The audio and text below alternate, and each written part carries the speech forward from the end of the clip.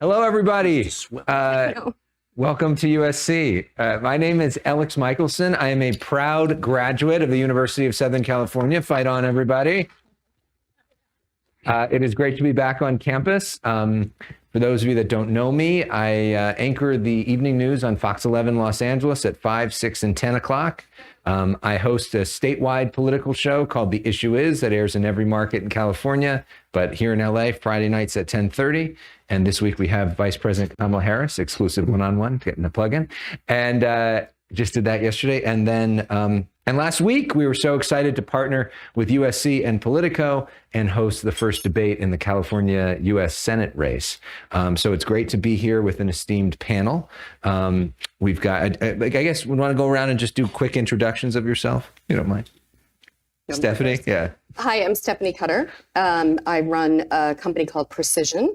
And I've been in Democratic politics for most of my career, most recently with President Obama.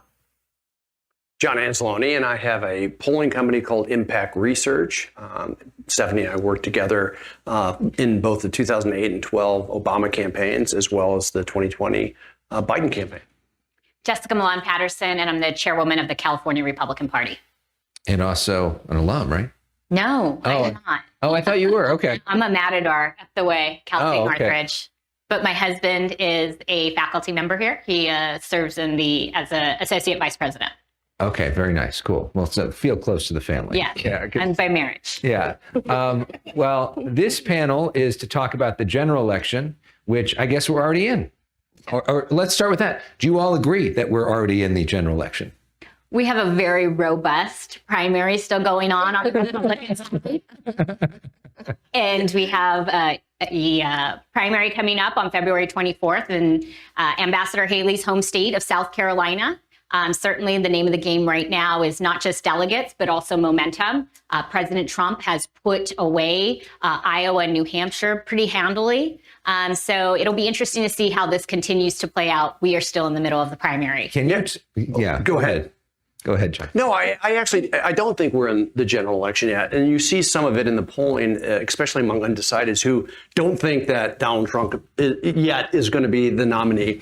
And I think that has a kind of a psychological impact that, Donald Trump, we're all kind of political, we crave politics and we go out there and we find information. But the fact is that Donald Trump's kind of been under the radar screen for the last 3 years in a lot of ways. And I think until he is literally the nominee and it dawns on general election voters, will you see kind of the shift and the reality of what that means until they really believe and know that he's going to be the nominee. How do you say under the radar? It seems like he's on deck. That's right. But here's the thing is he was off Twitter, right? Yeah. For most of that time. Other than the fact that he has all of these indictments, et cetera, he himself hasn't been out there day in and day out like he was when he was in president, and like you will be when you are the nominee. Mm-hmm. And I think that will cause him a lot of problems. A lot of problems. Yeah. Excuse me? Unless you're Joe Biden.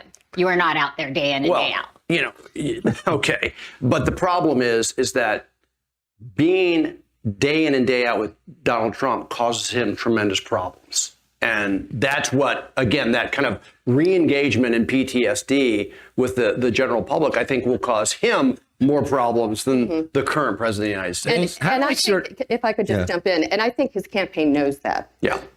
Which is why they're being very strategic about where he is showing up. It's not that he hasn't been doing rallies and things like that. He doesn't get the media attention that he used to for his speeches at rallies. That will change when we're further into the general election. But his campaign knows the less is more of him. Yes. And more of him in base type circumstances, not mass media. And he didn't participate in debates. And again, that is a very under the radar screen type of thing. He picked and chose his things that he would do. And I think that it's interesting because I think that his campaign is restricting kind of his very front forward activity that he used to have. Stephanie, do you think that we're essentially in general election mode now? I think from a Biden-Harris campaign standpoint, yes. They need to act as if we're in a general election. And you can see that now President Biden is using Trump's name on the stump. You can see it in some of the shift of the numbers for Biden. Now that people see this race emerging as between two people and no longer a referendum on Biden, the numbers are moving. And I think we'll see more of that. And just before we wrap up this primary discussion, Jessica, I want you to weigh in on the role of California in the primary and the rule changes in California this time, and how important that is for people that are voting. Well, we have an early state on Super Tuesday. We also have the state with the most amount of delegates. Any other state in the nation, they don't even come close. So 169 delegates are up for us on March 5th. And so California could play a major role if we go past South Carolina. And there was a rule change, though, that if somebody gets over 50%, Correct. they get all of the delegates. So in order to be in compliance with the Republican National Committee's rules, we had to change our rules because our state is built out by congressional district, winner take all by congressional district. So we had to move to a proportional allocation of delegates.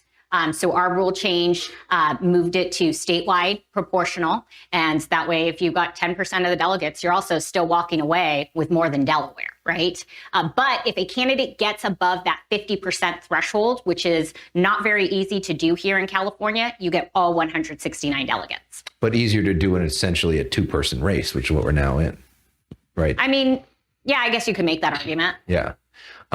John, let's just start broadly. You're the polling expert. You look at the numbers. How do you see the state of the race if it is Biden-Trump right Alex, is anyone really a polling expert? Can we just kind of start there? Well, don't people pay you to be a polling expert? They do. Is that what you say to your clients when they call you up? I really don't know what to talk Not about. on my website, is it?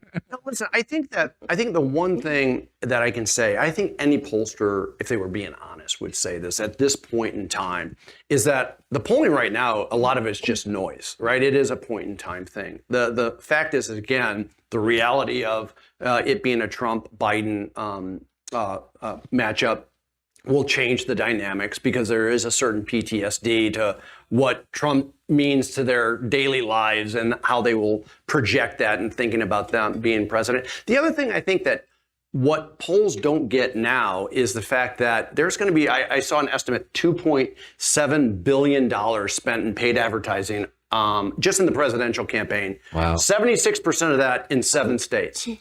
My point being is that, it's what the campaigns have to say. Now, I think you'll probably make a great argument that, hey, this is what the Trump campaign would say. Joe Biden and his campaign have a lot to say about what he's done to invest in America's future, to what he's done to invest in American families. We know from public polling that awareness levels aren't super high on that. But the fact is that we have a lot to say about what he's done, but more importantly, I think, about the future. And we also have a base that always takes more time to consolidate, right? I mean, that every campaign, why are people super surprised that enthusiasm levels and consolidation among our base, young people, regardless of color, people of color, et cetera. We always see that consolidation late, usually in September, really post Labor Day. And so the fact is that if you just take a look at the current polls and don't play out what's going to happen, I think that you're missing part of the story. The other thing I'll say, so it doesn't sound like I'm Pollyannish, is Donald Trump won by 77,000 votes in 3 states in 2016. Joe Biden won by 44,000 votes in 3 states. 2 of the states were different in 2020. Who doesn't think that this is going to be a super close race? Yeah. And basically, the polling shows that it's going to be a super close race, and it's within the margin of error. And yeah, Donald Trump's up a little bit. And then guess what? Sometime during the year, I think it'll be dead even. I think that Joe Biden will be up a little bit, and but it's going to be a flat line. And I think that when the bell rings in Labor Day, we're going to replay 2020 and 2016. Isn't that wild to think $2.7 billion to be spent on a race with both people with 100% name ID? Yeah. Right. In 7 states, 76% of that will be spent in 7 states. So who, Stephanie, then are the undecideds or the swing voters? Does that even exist anymore? Is it just about turnout? Who's being targeted with all that money?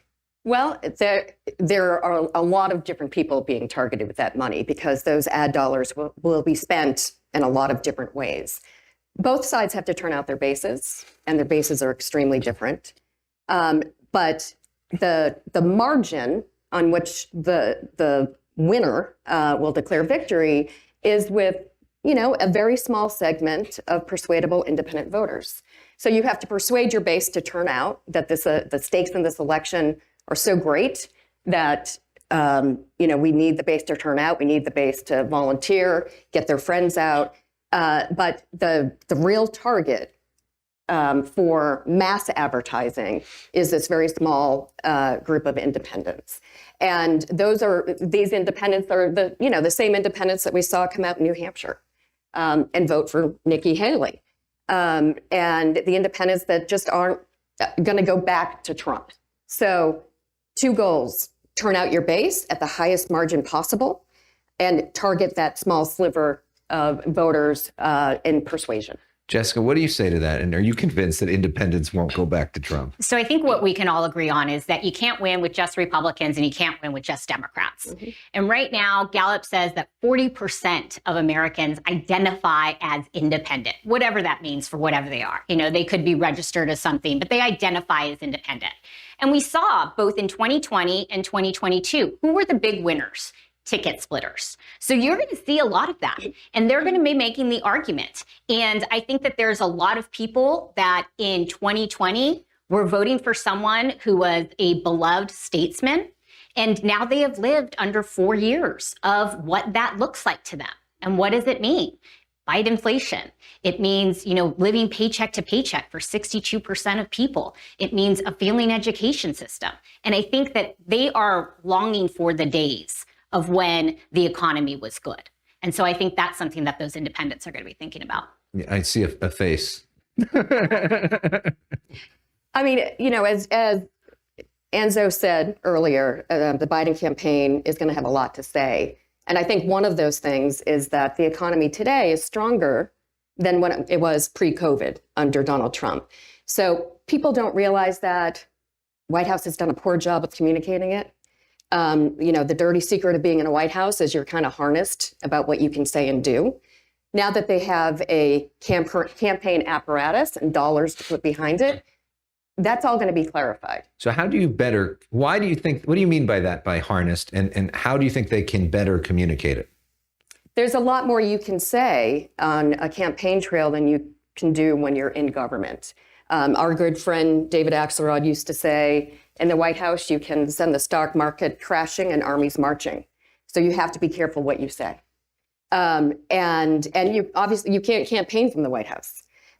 So you have a lot more freedom on the campaign trail. That's just the realities of being in government. Yeah, and this is another thing that, again, is not kind of specific to Joe Biden. I mean, the modern presidency, whether you was, a Democrat or Republican, has been handcuffed by the fact that people get information in a different way now. We have social media, we have diffused media outlets, et cetera. And so, quite frankly, no modern president has been very successful in getting their agenda, through to the American people. But guess what? In a campaign, whether you're Donald Trump or whether you're Joe Biden, you're each going to spend $1 billion or more trying to get your message out. And quite frankly, in some ways, it's who does a better job of getting their message out. We think that we did a really good job in 2020. And so there's so much that people, it's funny because yes, the group of undecided and swing voters is small. We kind of all agree with that. But the fact is that there's going to be a universe of people who are going to be persuaded to either go to Trump or to Biden, right? And that's going to play itself out in a very short time frame, probably from July until Election Day. Jessica, can you explain for some people here, because we live in 2 different worlds right now, and there are a lot of people that love Donald Trump and that want him to be president, and there are some people who can't even fathom the possibility that he's in this position and think he should be in jail. Can you explain for the people in here who think that? What is the Trump appeal? What is it about him that so many millions of people are so devoted to him right now? Well, I think when you talk about people getting their information, I'll tell you where some people are getting their information. They're getting their information when they go to the grocery store, and that bill is so much higher.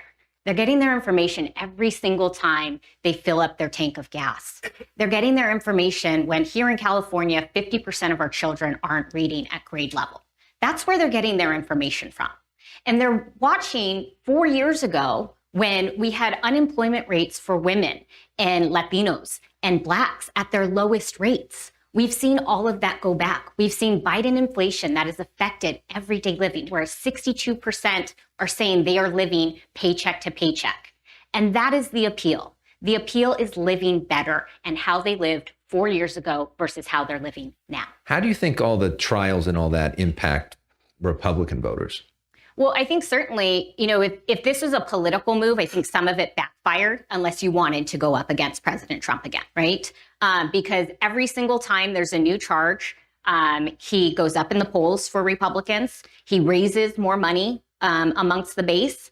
And so for him, it is something that, especially early in this primary, this has benefited President Trump. And I think that there are a lot of Americans out there that believe this is politically motivated.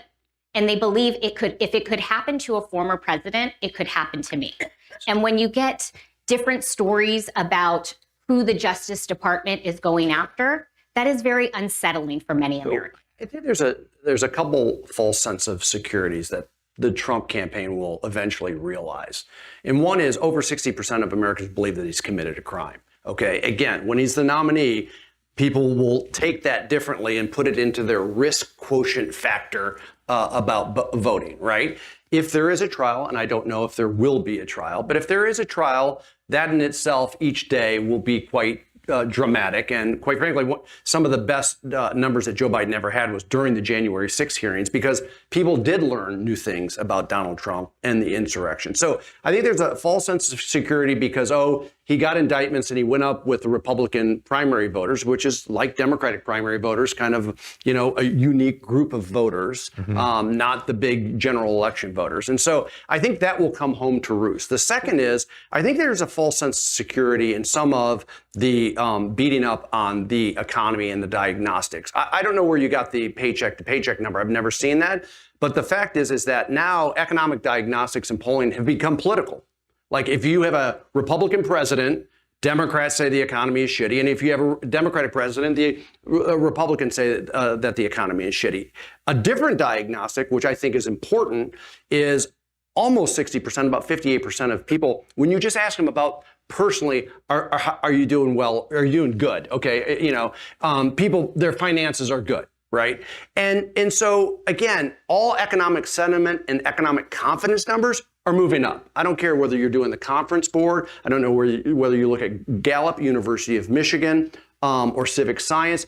Economic sentiment numbers are moving up. And usually there's a lag time between how that is digested with voters, et cetera. Not saying everything is great. You're going to make an argument. The Trump campaign is going to make an argument that everything is shit. We understand that. But the fact is that I think that there's a false sense of security to that once people see, again, not only what Joe Biden has done, but campaigns. Joel Benison always said what? Campaigns are about the future. And I think Joe Biden has a hell of a lot more to talk about what he's going to do to invest in the American economy and families for the future. And Donald Trump will just be negative and demeaning and beat people up. How much is somebody's education level determinative of where they're going to be right now? As we get inside the numbers and how much that has changed? A lot. But it's also not static. It can change.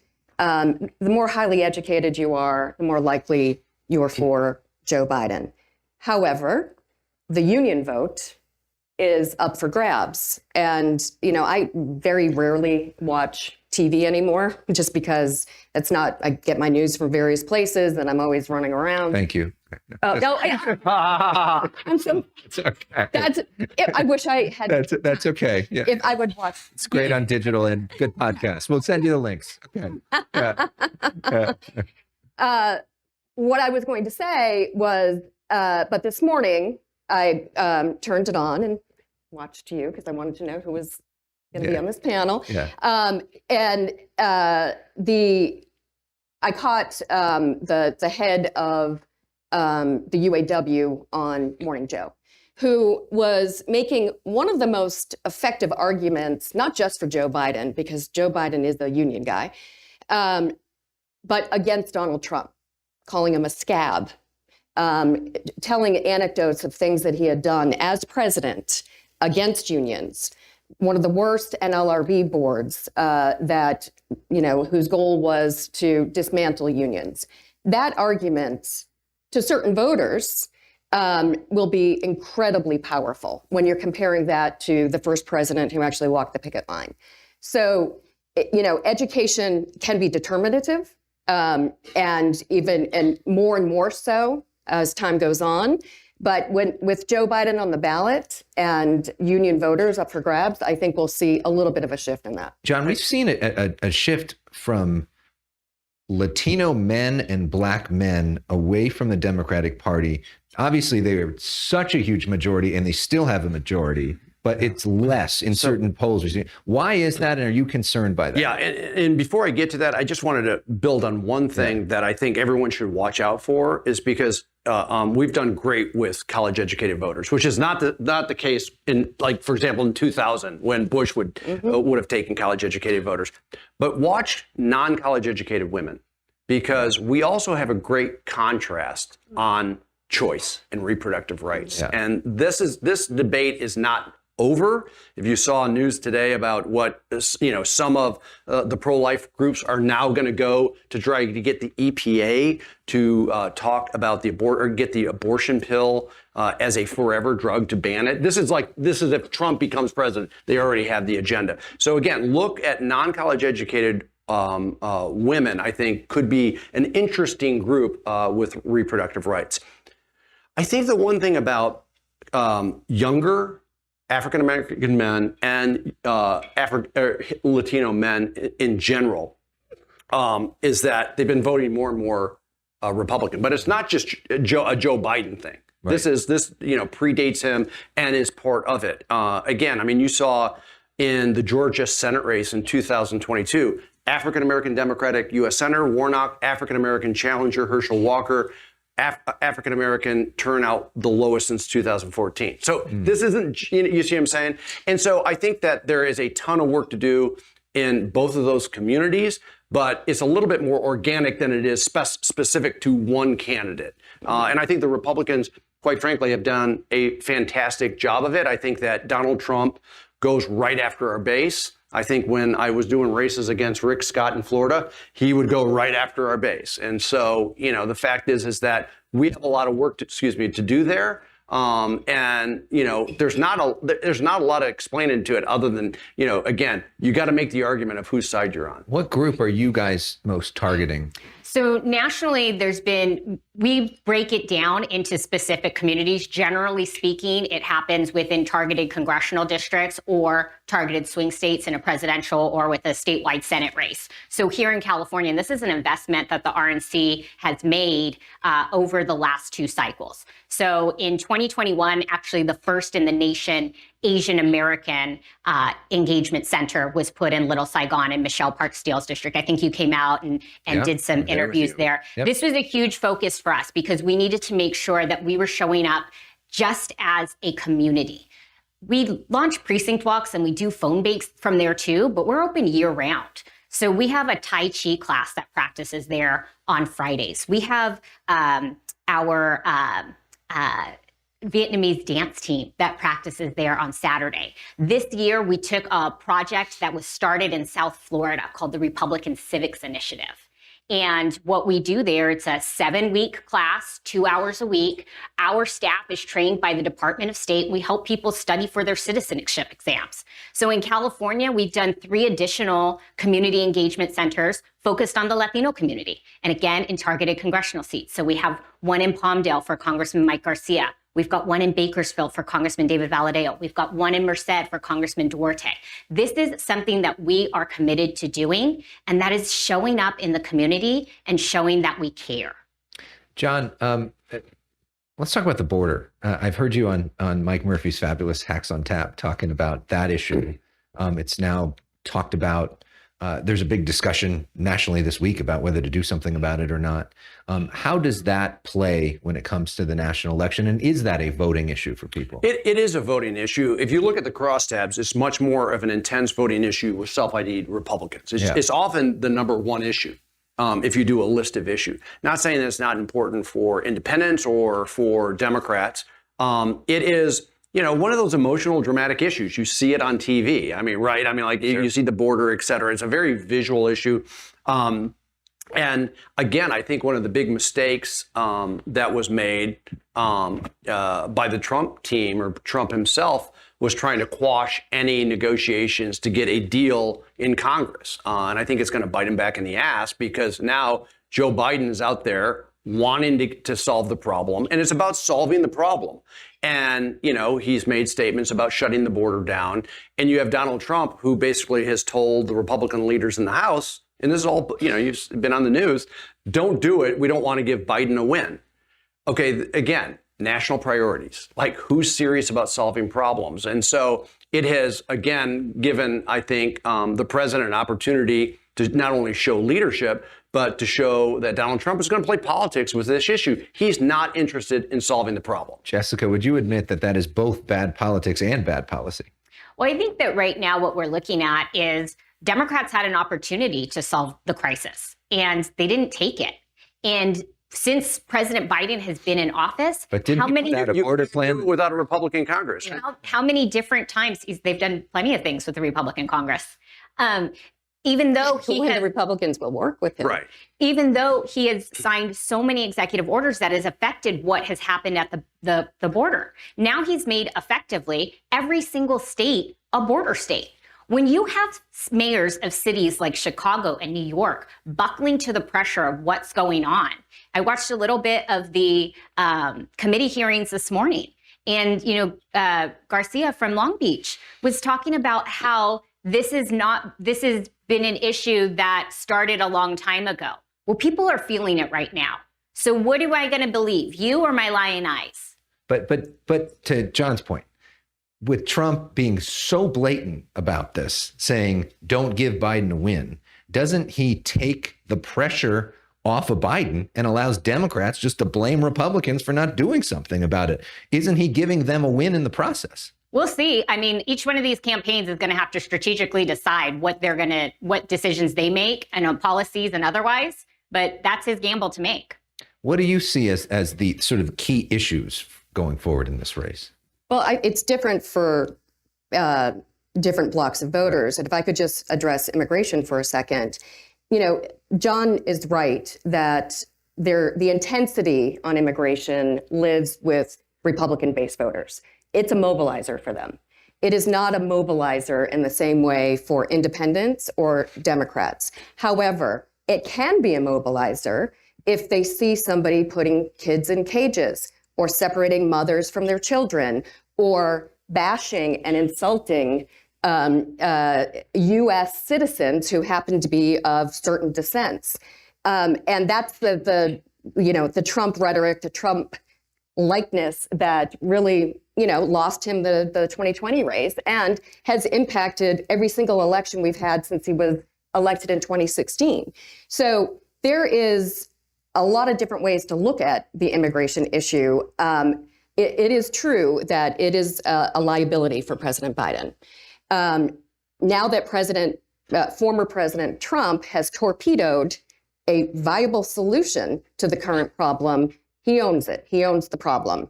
And if I were on the Biden campaign, I would be making him own that problem every single day, not to reach Republican voters, but to reach that middle. So I think that what was a liability for President Biden has now become a weapon that he can use as part of his arsenal to reach those voters. Other issues, I do think crime will be an issue. It depends on how it will be used by the opposing campaigns. I think the economy, I know it's easy to say because the economy is always an issue, but it will be an issue this time because you are comparing for the first time in history, two different presidents' records on the economy. And that will be a big piece of President Biden's argument going forward. Not just that my economy is better than his, but we're on a path right now to build a free and fair country. We're on a path right now to protect the backs of the middle class, to give everybody a chance to succeed, but we're not done. This is not time to turn back. And if we elect this guy, we're not just going back, we're going back into the ditch. So John, what do you see as the issues for that independent voter, those very few people in those 7 states? So this may be strange to say because I think that we're all trained to like have a umbrella message and be very focused, et cetera.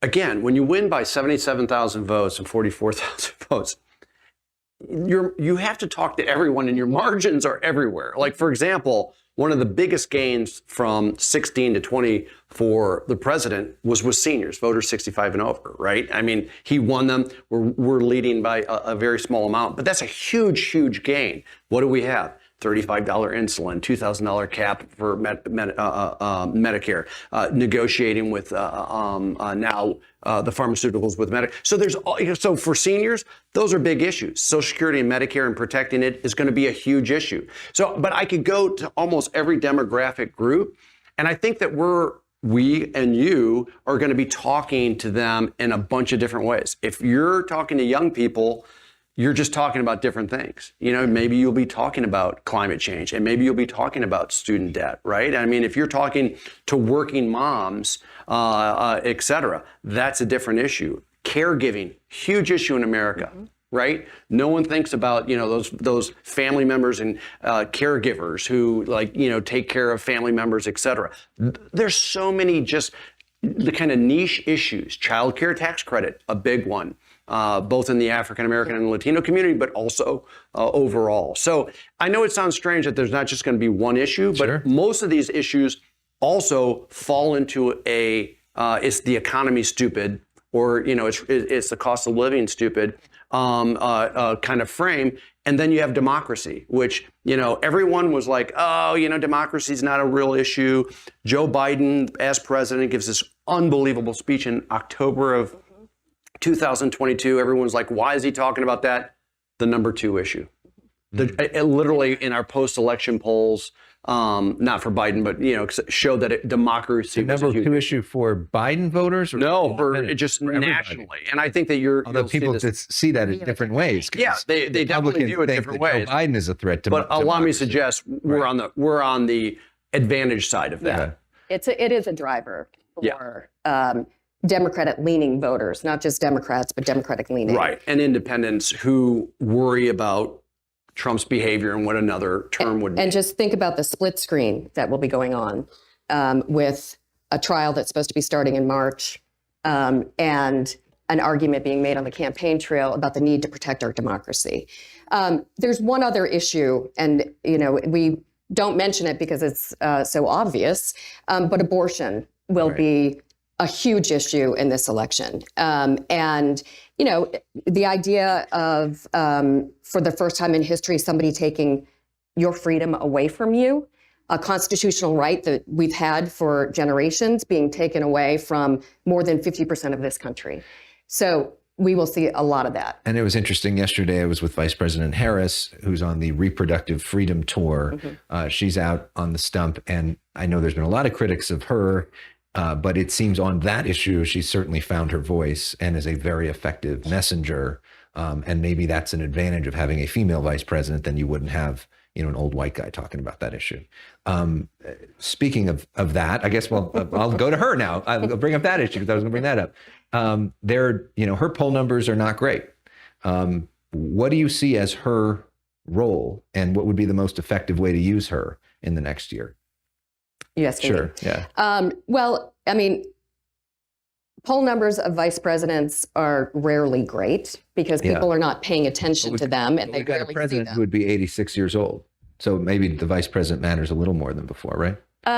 Well, I understand that that's an argument that's being made out there very effectively by the Republican Party. I will say this about Vice President Harris. She is extremely popular with young people, with Democratic voters, and with women. And she had a very successful college tour through the fall to organize young voters. She is in the midst of this reproductive freedom tour, talking to women about the need to stand up and protect your freedoms, and how she and Joe Biden will do that. I think that for a vice president, and we had lots of conversations about how to use Joe Biden in 2012. And we sent him to every union community you could think of. But for larger media markets or big events, you reserve the president. So you will see the vice president, Kamala Harris, being used in that same way, with the audiences that respond really well to her. And that those numbers are growing. I understand the arguments that have been made over the past several years for a variety of reasons that aren't all necessarily fair to her, that she wasn't effective. Once you look under the hood and you see the work she's actually doing and what she's doing on the campaign trail, I would say that she is one of the most effective vice presidents that we've seen. And I think that will prove to be true the closer we continue to be proven to be true, the closer we get to the election. Jessica, you agree with that? I would love to see more of her as well. The only person that has lower approval ratings than President Biden is Vice President Harris. So we love seeing her out there. I wish the media would ask her a little bit more about her role as the border czar. We don't see that as much. She was never called the border czar. No, they said she would investigate the root causes of migration. We We'd never love used to the see phrase border Kamala czar. in And it. yet that is so out there that she's the border czar, but that's never been said. Very effective Republican Party. Yeah. You're welcome. Yeah. Okay. Who do you think would be most effective for Donald Trump to pick as VP? I think there's a lot of options. And I think that's what we saw really during this presidential primary year. There is an embarrassment of riches out there. I think that it's exciting to see someone like Ambassador Haley. I don't know that President Trump would necessarily choose her as his vice president. We've seen some others, names that are out there. Senator Tim Scott out of South Carolina is fantastic. Obviously, the governor from Doug Burgum from North Dakota is interesting. A lot of people are talking about our governor from South Dakota. So there's a lot of options out there. Kristi Noem or Sarah Huckabee Sanders, some people are Yes, talking about. from Arkansas as well. Who would be the most effective messenger for the Republicans on that side? John, to you, do you think Well, I mean, that would be the scariest? Or that helps. Not looking to be a smartass, but embarrassment seemed to be the key word there. If you said embarrassment of riches, I mean, like you have, the leader, Stefaniak from New York. Stefanik. Stefanik had a press conference and called people who had been sent to jail for the insurrectionists and beating the hell out of police, called them hostages. And she's out there, quite frankly, auditioning for vice president. And so when you have someone like Donald Trump, I'm not sure it matters who the vice president is. And I don't think we're worried about who the vice president is going to be, because Donald Trump, is the again, I mean, it's like the conversation about Kamala Harris, who I think completely has her sea legs and her voice and is going to be effective for us. I think that she will be a very effective tool. But every vice presidential candidate has their niche. If we were talking about Mike Pence, we would have been talking about, he was like he campaigned for the evangelicals and in the rural areas, et cetera. And so it's going to be an interesting, it's going to be an interesting selection because Nikki Haley would have been the natural choice, and there's no way she's going to do it. How, or would he even ask her? Yeah. Probably I mean, he's already, hard to imagine that. prevented her donors from being part of MAGA. Although once you like him, he seems to like you pretty quickly. I mean, that seems to be a thing too. Because he owns them. Yeah. Yeah. What in terms of the sort of big picture of where we go next, a lot of people are thinking of this as a Biden-Trump binary choice. But we may have more candidates than that in the race. We already have Bobby Kennedy. We know Cornel West and Jill Stein are in it. And there may be Joe Manchin or some sort of no labels candidate or campaign that goes forward. Can you talk about the role of third parties and how that could change this in a big way? Well, we've talked about how the general election will be won on the margins. Right. It'll be a very close race. We walk through how many votes elected President Trump, how many votes elected President Biden.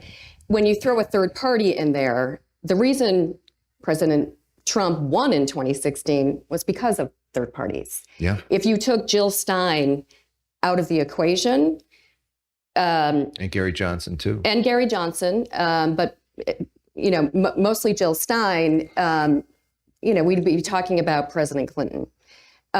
So for the third parties that are currently in the race, and we don't know what's going to happen with No Label or Joe Manchin or anything like that, but Bobby Kennedy is going to pull from President Biden.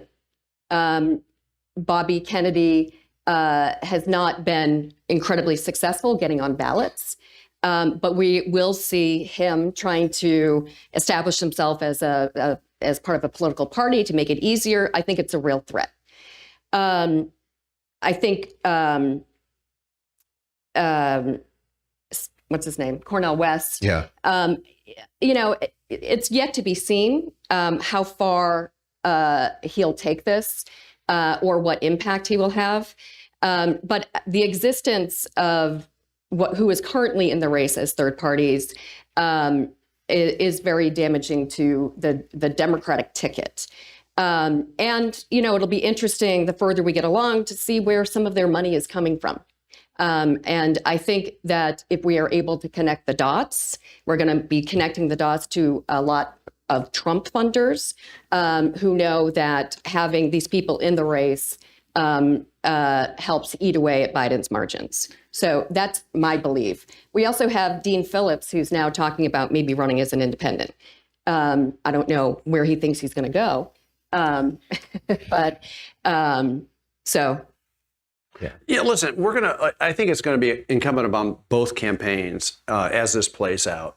And third-party candidates is just a disaster for polling, by the way. Like another reason, people will think that there were mistakes in polling. People love to say that they're going to vote third party, and it never kind of matches where they are. At the end of the day, people say they're going to vote third party, and then they make this risk factor. Okay, they know what happened in 2016, and that's 2000. Even think about Ralph Nader. Yeah. He was no on doubt that about that. stupid butterfly Right. ballot with Pat Buchanan. Exactly. Right? It And could have had President Al. So I think 1992. the seriousness of kind of, again, the equation that young people, for example, would make who would love to vote third party will all, at the very end there, they've got to make a decision and they will remember 2016. And so I think that we'll see a dissipation of third party from the polling that you see right now. If you ask, Joe Biden, Donald Trump, or someone else, or list them, you get anywhere between, 13 and 15%, sometimes a little less, sometimes a little more.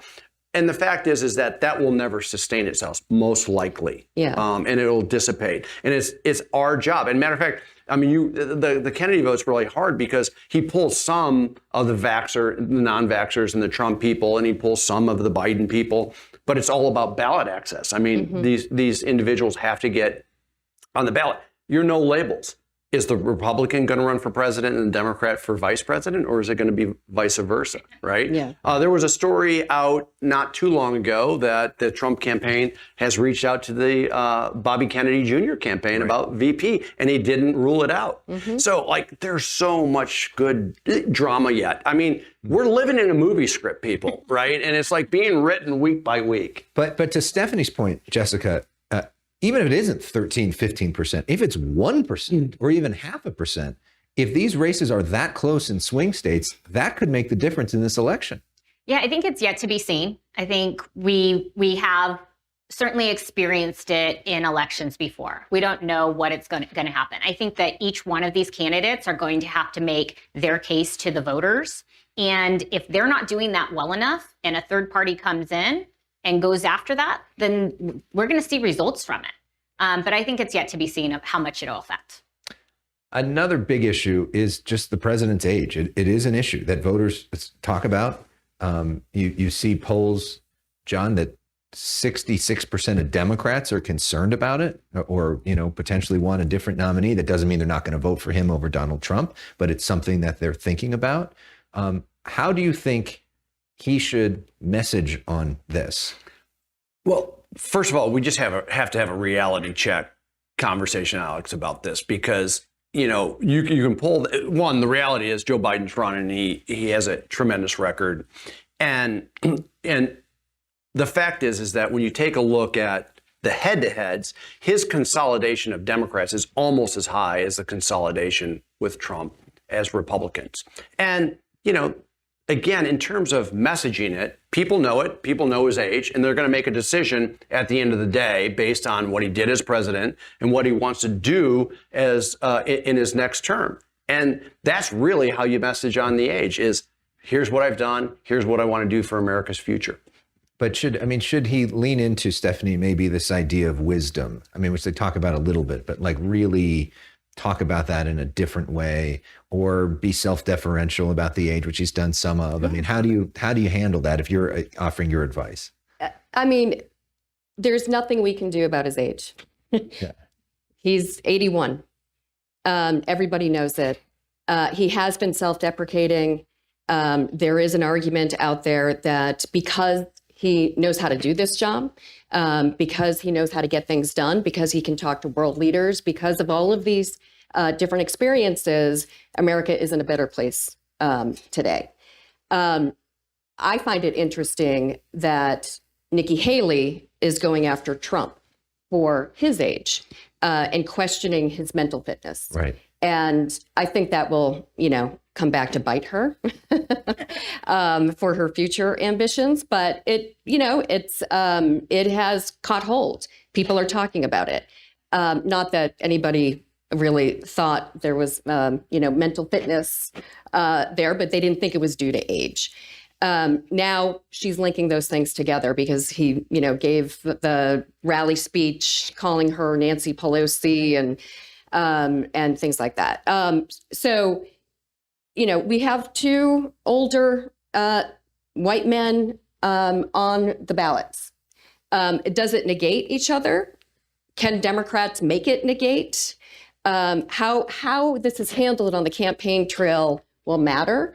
But I also think no voter is surprised by this. This is a known fact that the president is older. And it's interesting. We had Nancy Pelosi on the issue as last week, and she said that Trump has a cognitive disorder, trying to sort of take that issue back and throw it on them. But this is something people think about. It's something people talk about. You talk to voters. When I interview people, it's something very top of mind. And even though Trump is 3 years younger than Joe Biden, they talk about it more with Joe Biden. They just do. How do you see this issue? Well, I think they draw a contrast between the two, right? And you see someone who has a lot of vigor, who is out there, who stands up in front of a podium, sometimes for hours on end, and someone who is very rarely out, who's calling lids very early in the day. And so it's an easy contrast to make, even though there's only a 3-year difference. So how do you guys talk about that issue and the danger that if Trump does some of that himself, that becomes a danger for you all too? I don't think we've really seen that in the same way. And again, the contrast has been, I think, very significant. And I think that's why Republicans have been successful about talking about it. If President Biden was someone who was on the campaign trail and out there, even on the presidential and policy side, as much as President Trump was when he was in the office, I think that it would be a very different discussion. But right now, it's an easy case for us to make. So if you had to bumper sticker this, we'll go down the line on this, bumper sticker what the message is. For both parties, that'd be interesting. What do you think is the bumper sticker argument for Trump and the bumper sticker argument for Biden? Let's bring back prosperity. For which one? For Trump, sorry. I'm kidding. For Trump, and what would your argument? I know you don't want to give advice to the other side, but what do you think would be the best argument for Biden? I can do better. Okay. I think this election is about, again, investing in America's economic future. I really believe that at the core, that's what this is about. And it's interesting that in 2020, you really, in the entire campaign, Trump almost never talked about the economy. And I think the contrast message, there's so many of them, but it comes down to, crazy and chaos. It is about what the hour by hour, day by day, week by week chaos that this man brings to your life. What about you? There's so many running through my head, and I'm trying to land on one. I mean, you could, if Joe Biden cares about you, Donald Trump cares about Donald. We've recovered, no time to turn back. We're building a better America, no time to go back to chaos and disruption and division. All of those arguments, I think we're going to see in different ways on the campaign trail. It is really hard to put this election on a bumper sticker, but I will also tell you, we have this conversation every presidential year, and it's just not the way politics works anymore. What do you mean by that? There are complex issues in a complex electorate that need to be broken down. You cannot put it on a bumper sticker. Do you guys think there's going to be a presidential debate? Because I think there's incentive for both of them not to debate. But do you think that there will be? Well, the Trump campaign boycotted the Presidential Commission on Debates and vowed not to do them. So, no, I don't think so, because they've already said no. You think so? Do you think there's going to be a debate? We'll see. I really don't know. Yeah. I mean, although I guess this year, what else do you need to hear? I mean, there's so much in terms of both of them. I'm curious, Stephanie, for you especially for somebody that worked and knows Obama so well, Trump objectively is a more compelling person on stage right now. He just is. But he also is often a solo act. Like his literally said in 2016, I alone can fix it. Joe Biden and the Democrats, a little bit more of an ensemble, right? You got a lot of different people, including former President Obama and Michelle Obama and the Clintons and all of the other folks associated with the party, from Gavin Newsom to Gretchen Whitmer, all the rest of them. What do you see in terms of the ensemble effect for Democrats and how they should think about that going forward? You mean as surrogates? With surrogates and as messengers and all that stuff. We can talk about the bench in a bit, but just in terms of how to utilize, I mean, if you do have an older president that maybe can't do 6 events a day, but you got all these other people that want to be president one day and that really like Joe Biden, genuinely like Joe Biden, and are happy to talk about him, what's the most effective way to utilize them? I mean, first of all, neither Joe Biden or Donald Trump are doing 6 events a day. Right. But there are great surrogates for Joe Biden. And whether it's Michelle Obama, and I heard during the first panel, somebody mentioned that Republicans think Michelle Obama is going to step into the race. Nothing could be further from that truth. She wants nothing to do with electoral politics, unless she is out stumping for Joe Biden and trying to prevent Donald Trump from being another four-term president.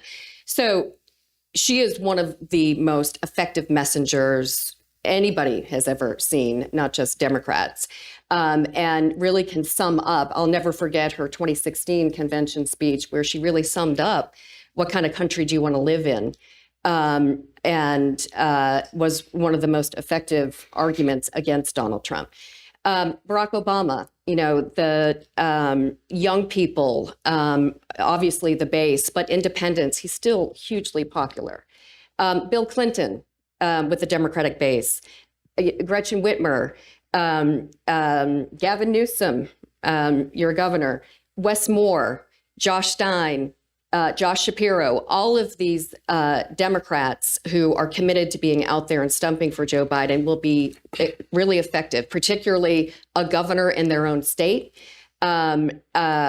For these national Democrats, they can go places, that because of scheduling or the burdens of being a president, Joe Biden can't get to, still raise the money, still draw the crowd, still register people to vote. It is an enormous asset. And I would also add that 5 out of the 7 states, I think, have Democratic governors. And so if you're a Shapiro, governors, like, they're transactional people. They get things done, and and a lot of what the Biden administration has been able to accomplish, whether it's the Bipartisan Infrastructure Act or the CHIPS Act or IRA, which had a lot of new energy. I mean, they're putting it to use now. Like you can show the roads and bridges and water systems if you're in Pennsylvania, or the EV and battery plant that went to Michigan, et cetera, right? The semiconductor plant that's in Hobbs and in Arizona. And so I think the surrogates become really important at almost a transactional level of helping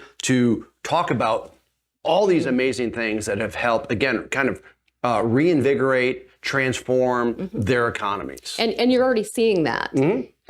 Governor Shapiro in Pennsylvania just did an event last week on I-95 where the bridge collapsed, thanking President Biden for providing the resources to fix Pennsylvania's aging infrastructure. There are literally dozens of these projects happening in every single state right now. What do you see as the Republican Party's role in all of this? Well, we're the infrastructure, right? We build the runway and the candidates are the plane.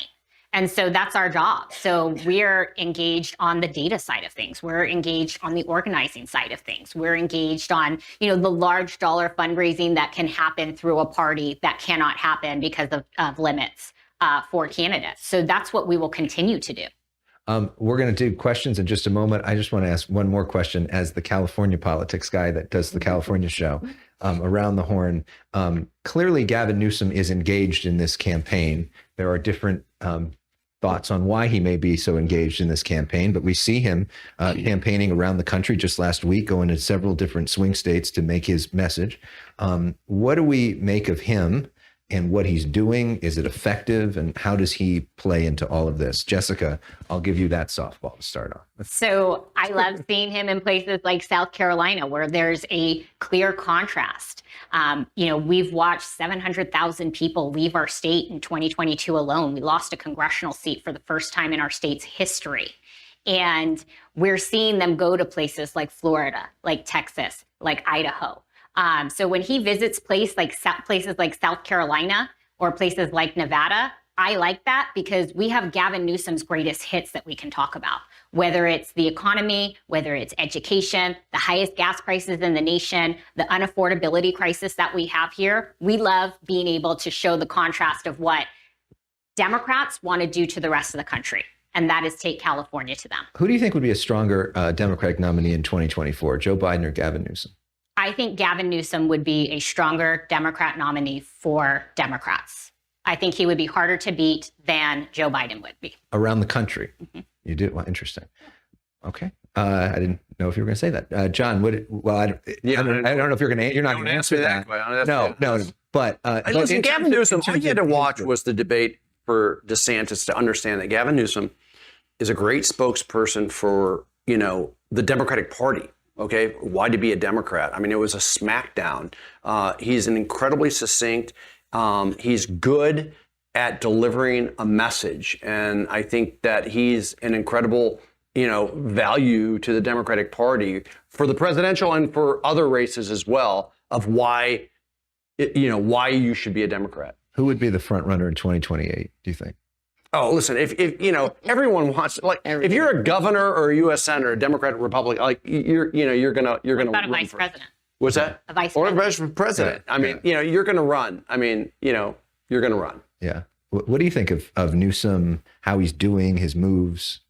So I'll be honest, I don't know exactly where he's traveling to or how they're using him on the campaign trail, but I've always thought he was just a great messenger.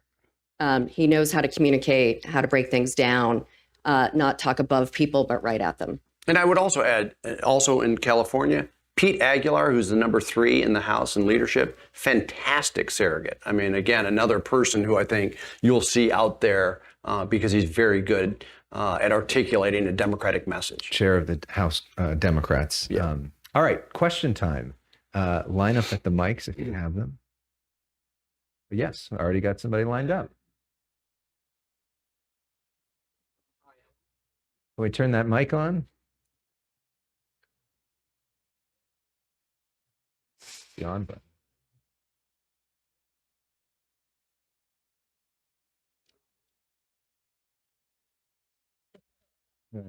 I'm just a random person. Oh, yeah. Yeah. 2032. Just step in. All right, why don't we go over here as we figure out that mic situation? Is this one working? Yes. I have a question for you, Ms. Millan Patterson. Alex gave you a question, and I would like you to revisit it because it wasn't clear to me with your answer. You answered about the economy, but I'm trying to figure out what the allure of Donald Trump himself is. And you made a statement that people think, well, if it happened to him, it could happen to me. I'm not sure what the it is. If you didn't grab women by the you didn't steal documents, you didn't spread feces in the Congress, why would the government be after you? So are you an undecided voter? I'm kidding. Absolutely. Yeah, okay. So I think I led with some people believe that some of these charges that are being brought forth, whether Department of Justice or in individual states or counties, are politically motivated. And if it can happen to the former president of the United States, then it can happen to anyone. That is what some people believe. I believe that the allure of Donald Trump is the fact that when he was president, there was a record low unemployment for African Americans, for women, for Latinos. There was a sense that we were getting ahead. There was more money in our pockets. Our wages were keeping up with the inflation. Those types of things, I think, are very alluring to many voters. So you're saying that despite whatever personal flaws or legal problems, that people will overlook that because of their pocketbooks? I will, yes, I would say that. Thank you. Thank you. Yes. Why don't you say your name? I have a couple of quick questions. One is on the issue of freedoms. There's been discussion about setting precedent for taking away other freedoms besides, the abortion issue. That's question number one. Maybe you can comment on that. The other one is the role of foreign policy in this election. With the wars in the Middle East and Russia and Ukraine, how that plays out in the next 6 to 8 months. There's always the last 30 days before the election when people look at the world and they say, well, where are we with foreign policy? Maybe that affects their vote. Yeah, that's a question I should have asked earlier, and thank you for bringing it up. Especially, and maybe, John, we go to you on that. The situation in Gaza seems to be splitting the Democratic Party, especially between older voters and younger voters. And what's that impact? Yeah, listen, whether it's Ukraine or whether it's Israel, Gaza, I mean, you can look, at when they start, America's fully attention, they're seen on the news, very engaged, and then it kind of falls off, right? And we've seen that with Ukraine, and we've seen that with Israel and Gaza.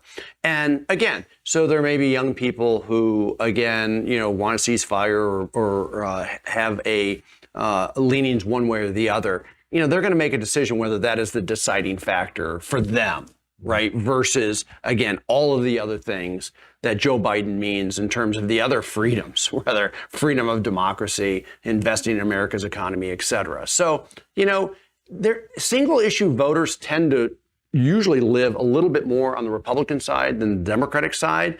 And what we don't know is the unknown, right?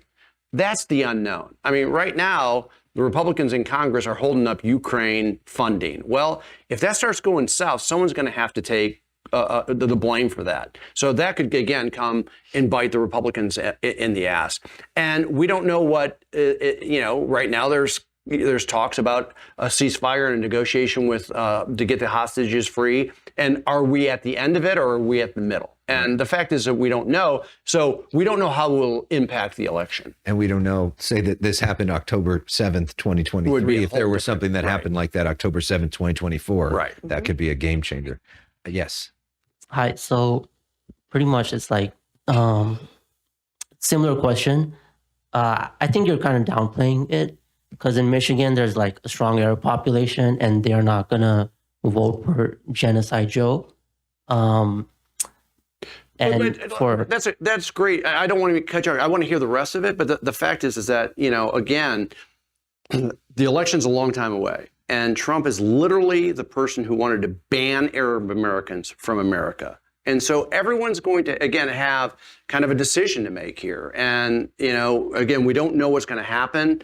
in Israel and in Gaza in the next 7 months. But there's also choice. Campaigns are about choices, and your choice is also to stay home. And I don't mean that about Arab Americans. It could be young people, it could be rural people, et cetera, or vote third party. Or you got Bobby Kennedy or Jill Stein running on campaigns of peace. Yeah. That could be a place that some of those folks go to. Finish your question. Sorry. But yeah, for a lot of them, it is a red line. I guess you could call it single issue vote, but it is a red line because America, they also cut funding to UNRWA, and that they provide aid to 2 million Palestinians, and those Palestinians are right now starving in Gaza on top of the bombing. So people are seeing this and they see Biden doing it, and they just, it's going to be difficult, especially people who are Arabs. In Michigan, that's something that Biden needs. So it's going to be difficult to change their minds, and they seem pretty convinced that they're not going to do it. And it'll be really interesting to see the Michigan primary, which is coming up, even on the Democratic side, if there is a vote, even on that side, that goes to what you're talking about in a few weeks. Yes. Yeah. If I were running the Democratic apparatus, I'd be having Biden or one of his spokespeople at every infrastructure groundbreaking saying, we did infrastructure, and then have clips of Trump saying, this is going to be infrastructure week, and he never got it done. Why aren't the Democrats doing more of that? I think they are. Yeah. And, it's just a matter of whether you're seeing it. If, like the I-95 event that I just mentioned, that didn't get covered by national news. Yeah. I just knew about it because of some people involved in it. But it was covered by local press. So I think that is happening more than, we all know, just because we're not living in those states and those communities and reading those papers, watching the TV news. But it is an effective argument. And it's not just infrastructure. There's dozens of issues we can point to. He said he would do it. He didn't. Joe Biden got it done. We need more people to click on the infrastructure stories. And I mean, it's sort of a joke, but also not. I mean, the Trump crimes, Trump says something, does significantly better in the ratings. It gets more clicks. It just does. There's a reason why things are programmed the way they are. And usually it's for the news media to make money on some of this stuff. I do a lot of those stories. I've done those stories. I've been out with the president literally standing in West LA doing that story, and barely anybody looked at it, And so we need to do better as a audience of finding a way to share out those stories or tell that story too. And I'm conflicted on what that means for the future of media, but that could be a whole other discussion. But thank you for bringing up the point. It's a good point. Yes, sir. Great segue for my question. I work in persuasion research. I know that there is, and as I'm sure everyone else on the stage knows, an immense amount of money being spent this year to figure out how to talk about the economy. We addressed it kind of broadly. There have been a few points we've talked about it, like infrastructure. I am curious if we can go a little bit more into the details. I'd love to hear, particularly from Stephanie and John, admittedly, but also would love to hear your point of view, Jessica. What are a little bit more specific angles that the Democrats and the Republicans might try to take to unpack this issue of the economy and make it more tangible, more something that I think it's a feel? great question. For example, the CHIPS Act, which is like, okay, what do people know about the CHIPS Act? It's all acronyms. The fact is that when you talk to people about it, if you're in Michigan or you're in, bringing, whether it's a microchip factory or EV or a battery factory, it's the fact that what Joe Biden did, completing a campaign promise of bringing the supply chain back to America, is the pride of building things here again. Like literally hundreds and hundreds of new innovative manufacturing plants are going to be all over the country. And not only is it going to solve a problem if we have another supply chain problem, but just if you are a worker in Michigan or Wisconsin or Pennsylvania, the pride of being able to again manufacture and make something is incredibly tangible to those communities. I would also say you can unpack it more individually, cost of insulin, which, families had to apportion out before because they couldn't afford it. significantly brought down. Is it $30 a month? 35. $35. That has huge ramifications for families. College debt. Millions of kids have seen their college debt reduced, if not eliminated. Joe Biden wanted to do more and has committed to doing more, but that has huge ramifications for a young person's month-to-month budget, but also career choices. Your cable, your broadband, all reduced because of the IRA. Reduction of costs generally is a way to unpack it. Prescription drug prices. Drug prices, Yeah. for older Americans on Medicare, being able to negotiate those prices down, putting a cap on it. But it's important for the president's campaign and all of the people around that ecosystem who are going to be spending money in this election to individualize this as much as possible. Jessica, your thoughts on messaging the economy? I think it's a lot easier for us to individualize it because people are really feeling it. Just this week, I got an email from my daughter's gymnastic classes that the price is going up to keep up with the cost of everything. So people are really feeling it, whether it's a gymnastics class, the grocery bill. Are you going to the grocery store and is milk up significantly? Are eggs up significantly? Are proteins and produce up significantly? And the answer is yes to all of that. I think for when we look at energy costs, this is something that is going to be huge for us as well. We've seen the price of gas nationwide go up about $1.30. So this is, and here in California, we feel it a lot more because we have so many gas taxes on top of that. So I think for us, it's a lot easier to individualize that because people are really feeling it. They're talking about it. Good question. And last question right here. Thank you so much. This question is a question for Jessica, and it's just a clarification on something you discussed earlier. So earlier you discussed how Gavin Newsom, if he were to run on a national level, Republicans could campaign against him, saying, look at what he's done to California, when you referred to high housing prices, high prices of gas, and other things that were shortcomings, right? And then immediately after that, there was a weird juxtaposition where you mentioned that on a national scale, you believe that Joe Biden would be a worse candidate than Gavin Newsom. I thought it was really confusing. I'd like you to clarify.